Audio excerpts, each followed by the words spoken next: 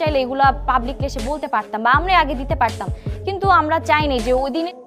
এবার সোশ্যাল মিডিয়ায় টিকটকার নুসরাত জাহান অন্তরার একটি আপত্তিকর ভিডিও ব্যাপকভাবে ভাইরাল হয়েছে।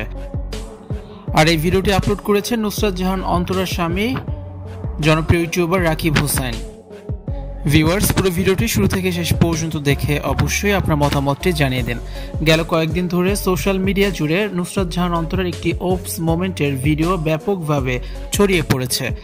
সাধারণত নুসরাত জাহান অন্তরা শালীন পোশাক পরেই ক্যামেরার সামনে আসেন, যে কারণে সবাই নুসরাত জাহান অন্তরাকে বেশ পছন্দ করেন। অন্তরা বলেছেন কখনো তিনি ছোট মডার্ন ড্রেস পরে ক্যামেরার সামনে আসবেন না, শ্বশুর শাশুড়ি এসব পছন্দ করে না। তাই শ্বশুর শাশুড়ির মন জুগিয়ে সবসময় শালীন পোশাক পরেই ক্যামেরার সামনে আসেন অন্তরা। তবে রাকিবের একটি ব্লগ ভিডিও শুটিং করতে গিয়ে এমন একটি অনাকাঙ্ক্ষিত ঘটনার শিকার হতে হয়েছে নুসরাত জাহান অন্তরাকে, যে কারণে বেশ বিব্রত হয়েছেন নুসরাত জাহান অন্তরা। নুসরাত জাহান অন্তরা যে একটা চরম ওপস মোমেন্টের শিকার হয়েছেন সবার চোখই তখন এড়িয়ে গেছে। আর ওই ফুটেজটি রেখেই ভিডিও আপলোড করে ফেলেন রাকিব হোসাইন।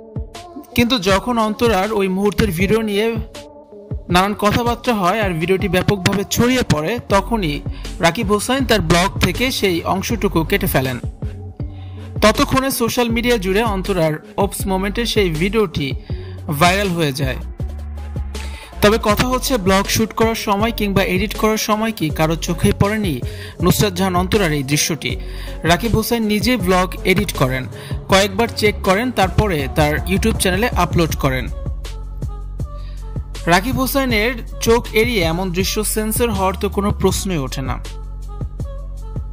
অনেকেই বলছেন জেনে শুনে ভাইরাল হতে ভিডিওটি আপলোড করেছেন রাকিব হোসেন। ভিউয়ার্স, এই দৃশ্যটি নিয়ে আপনাদের কি মতামত জানিয়ে অবশ্যই কমেন্টস করে দিন আর ভিডিওটি শেয়ার করার অনুরোধ রইল।